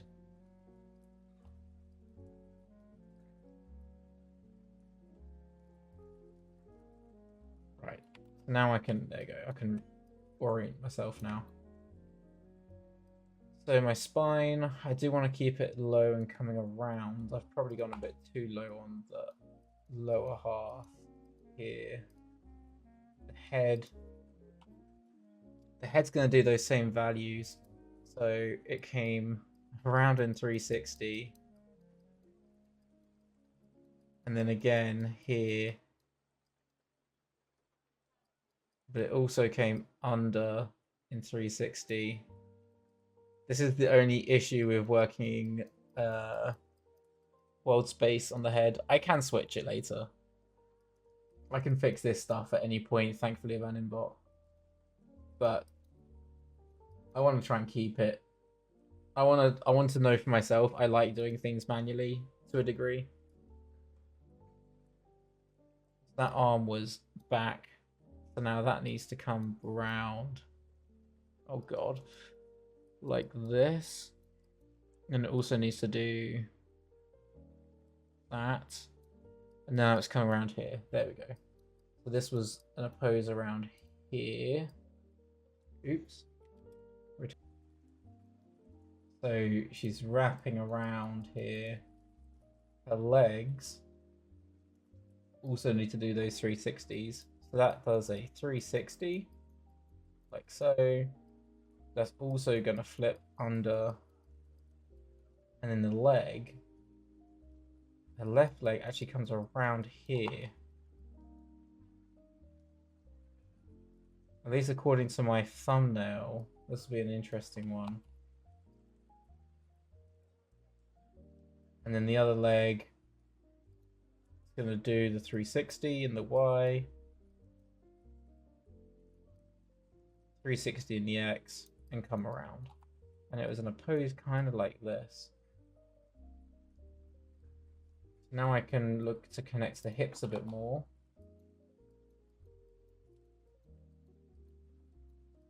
Try and get some appealing shapes there.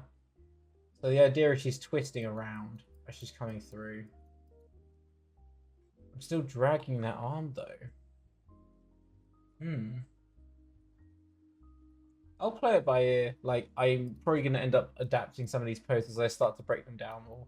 But for the meantime, I'll just humor myself. I'll humor past Aaron and see where it goes later. So I'm looking at a pose something like this, it looks like.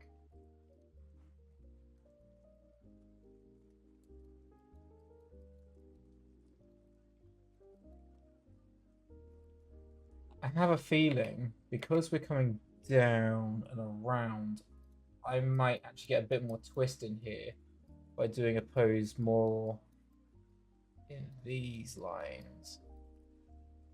So bring the arm up, shoulder back.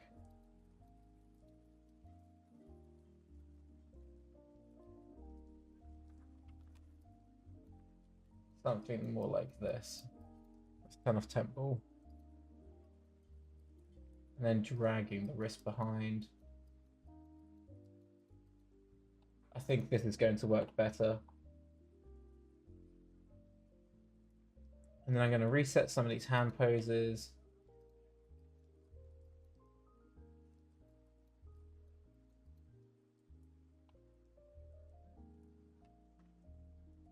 I've got to turn an animbot again. Let's save this.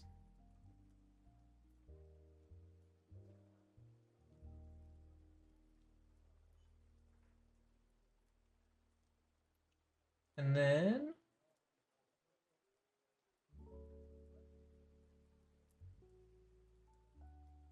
some of the weight on that leg feels a bit off too.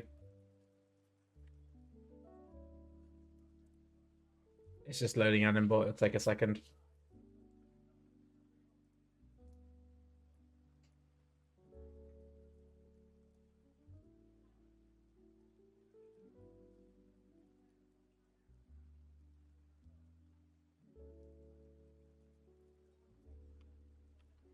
Is it loaded now? No, still going.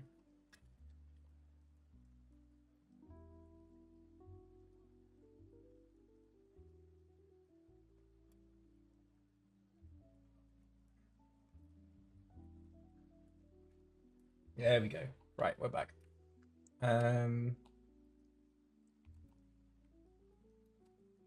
So that arm needs to, that angle of the arm needs to be more like this. The weight on that leg, yeah, I want to get a little bit, I don't know, do I want to get more weight there? She's going to be pushing off, so we'll get a bigger stride if we do something more like this. Looking at those lines, I can probably keep those more parallel, which will feel good. Let's reset the jacket.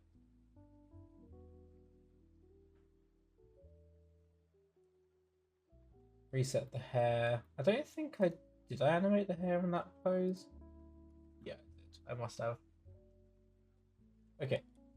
Fingers. Reset.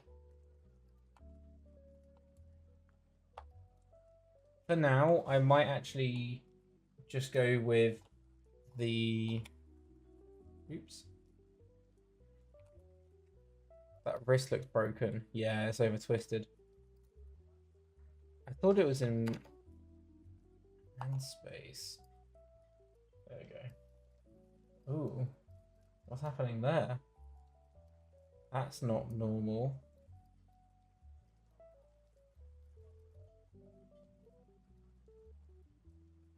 Maybe it's the arm angle?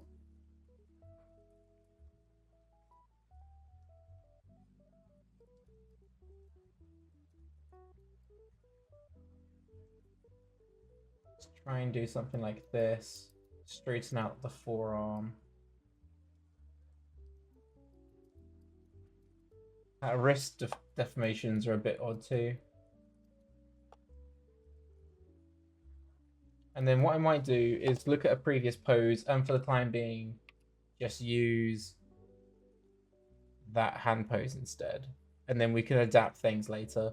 It's just to speed up the process a little bit more. Let's turn off thumbnails. It was this pose here. We can take that one and slightly reduce it, I reckon. So I wonder if I just copy and paste this onto the other hand, if that's going to work. Ah, it did. Nice. Now I can scale these to default just to slightly soften the shape a little bit more. I think that was the wrong...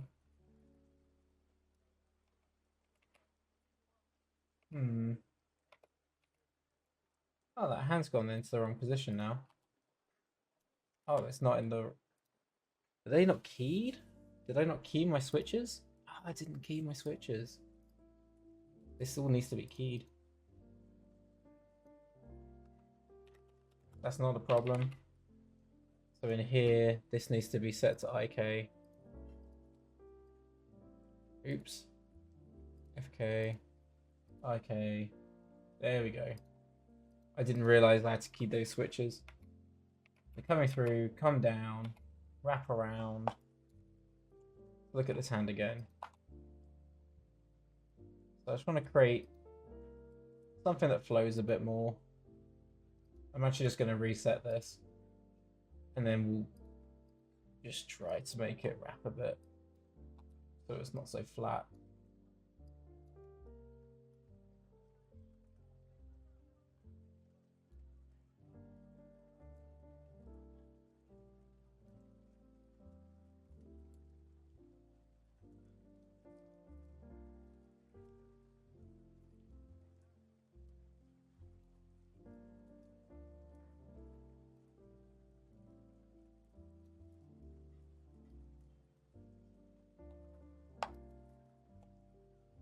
And then slightly bend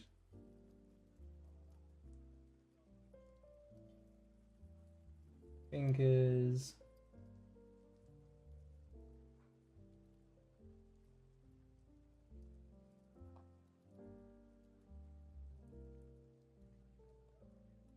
This wrist, I don't know how I want to, whether I want it to come under. I might just have it in a fist. We do have a blend fist here, which I can play around with here. Might just use this for now. And can I still pose on top? Should be able to. Yeah, that's great. There are some very good things in this rig, and there are also some things that I would fix.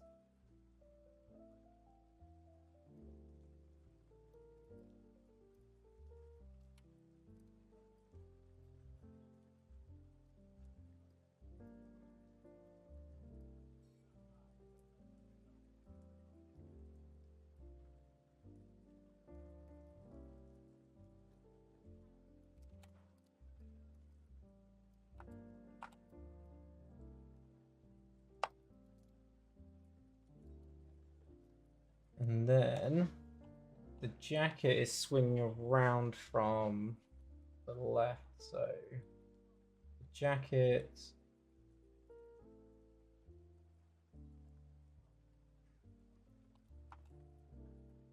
going to be around this way. So it probably goes slightly more flat based on the overlap.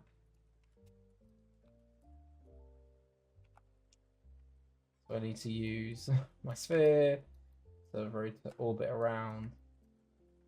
So then I can see that jacket. That's coming around this way and flattening out.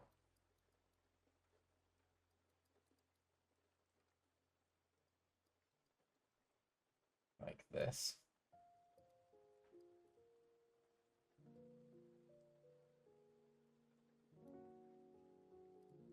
Oops. Where's my beer gone? There we go.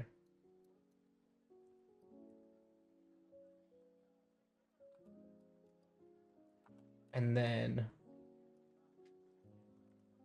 this will probably tuck under. Oops. I keep doing that. It's frustrating. But this is probably going to come under and wrap to the body a bit more. on the other side. Like this. Stay a bit more snug to the stomach.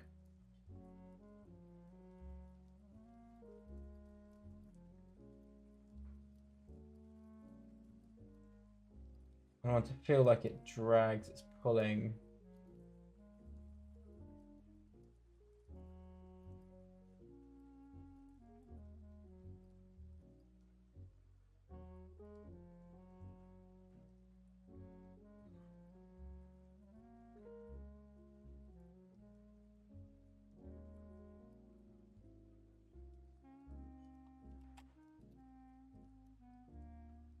There you go. So I think we're done with this pose. I want to see if I can just do one breakdown here. And I want to see if the rotation is going to work. And then we'll go from... Then I think we'll call it there. But we still got this transition to do, which is going to be still pretty complex. So as we're coming around here, I need to look at my thumbnails. And we're looking... Oops. Why did I not select the thumbnail? There we go. Looking at this guy as we're coming under. So I need to find out roughly in time where that happens as a base. Let's look at the reference. That's where we're coming under around here.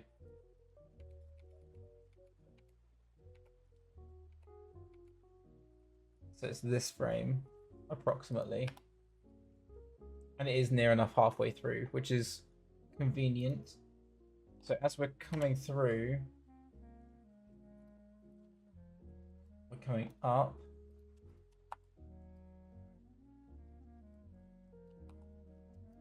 So let's just reset those rotations, because I know roughly what happened. So we've come under, I believe, if we look at the ref. We've come around. Oh, we've already done the 360 and we're still underneath. Okay. This is why we always check. So I need to have a look at this again. So if we go in these rotations, this has already gone pretty much full 360. And the X, we're still halfway through.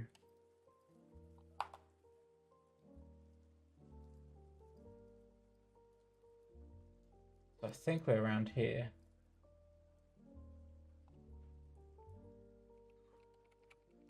If I were to spline this, how does that rotate? Comes down. Needs to twist. We still haven't done the 360. Was it to the left or to the right?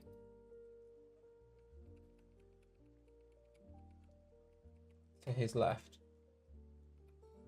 So he's done this. So he comes down. Yeah, okay, we're getting some gimbal now. Okay. I'm gonna delete this.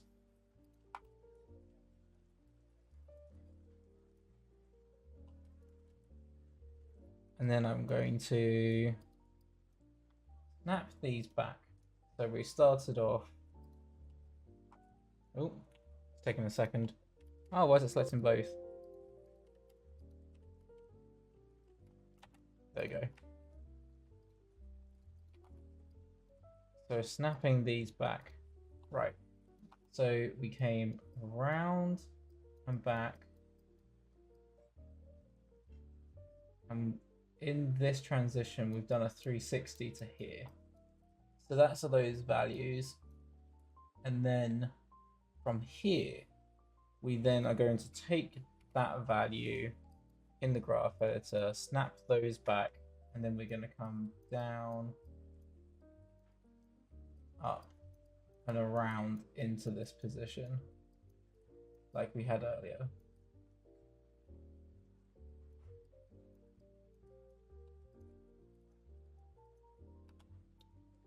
So now this is our curve. So now I can look at my rotation orders and I can move that into the better rotation order. So now that should give me a better transition for when I spline. Ah, it's coming down and it's not coming back. That's coming forward now. So we need to flip. We need to invert our rotation X there. It needs to come back, not forwards. So let's invert that. Now he comes back. It's not just a simple back though. Such a weird transition. So we're twisting.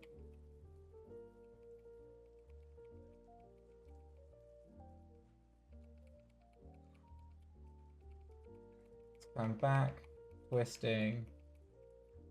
Yeah, no, I do actually think it is a regular. There's just an extra Z involved.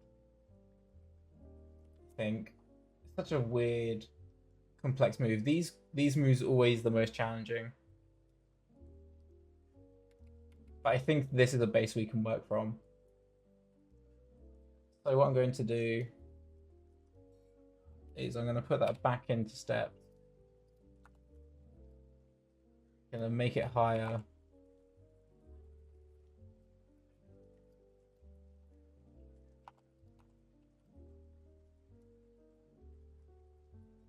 And then the feet, I'm going to switch to FK on this frame. And then we're going to have the right leg. Did I reset my spine? No. Reset the spine. Get a little bit of a curvature in there.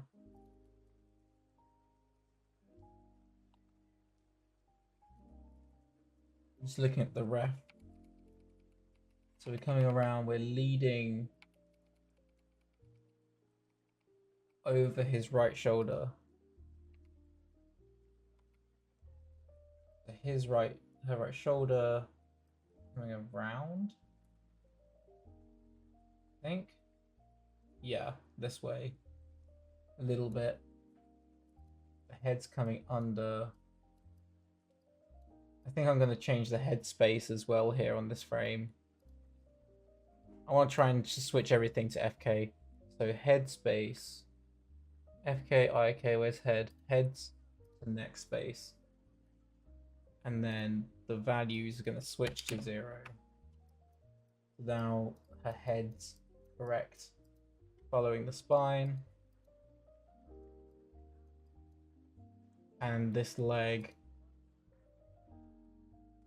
I can hide the temple now. This leg was trailing behind.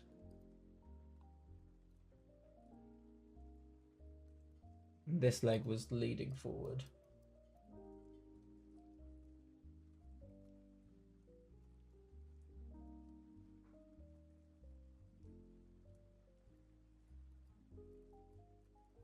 And then the arms were kind of tucked to the body. My arms are in FK, but I want to change their space so that the arm rotation. So we've got poles, hands. I think it is arm poles. Needs to be set to chest space. No, it's not. Shoulder?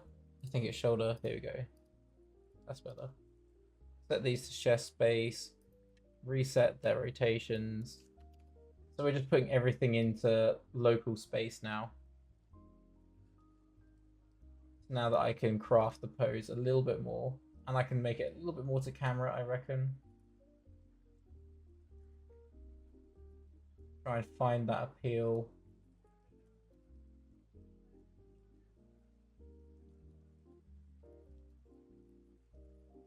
Have the arm come under.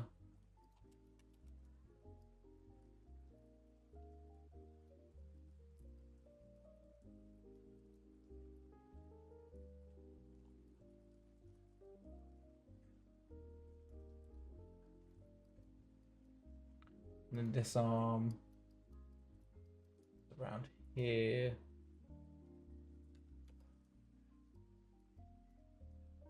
And the forearm was tucked in.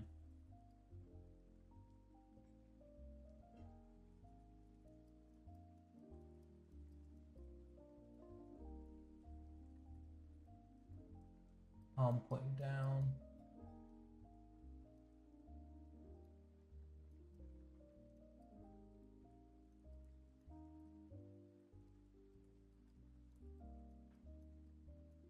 Something along these lines. I think that neck needs to come more forward. Try and keep it graphic.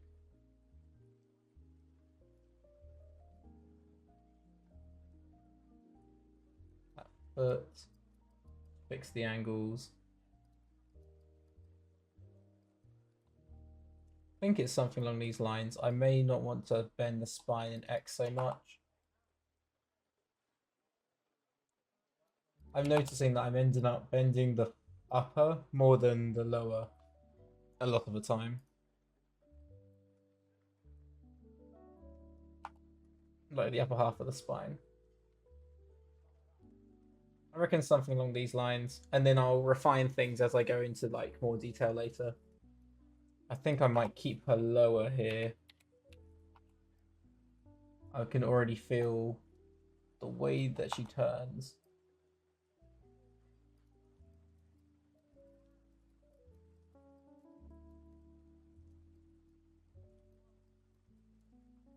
May make her more side on. Yeah, I think that'll work better into the jump and twist. Awesome. Yeah, so I think that's where we'll call it today. Thank you for everyone for tuning in, and hope you've enjoyed the process. I know it's been a bit bumpy trying to figure out some of the logistics of setting things up, but generally speaking, I think this is getting a little bit more momentum now. So we should be able to get through this a little faster as we go into future streams. Yeah, I am enjoying working on this so far, and I think it is coming together. It's still got a lot of work to do, but that's kind of why I like doing this streams. You'll get to see the entire process, and then I'll condense it down into one big video, like a abbreviated breakdown once it's complete. But it's an ongoing project. It's not something that I plan on finishing like in the next, say, like couple of months or anything like that. I'll literally keep working on it until it's finished. But it's just like a fun project to do on the side. But yeah, it's a really fun challenge, and I'm enjoying the process. So yeah, I hope you are too, and hope you all have a good week coming up. And I'll speak to you all soon. Have a good one.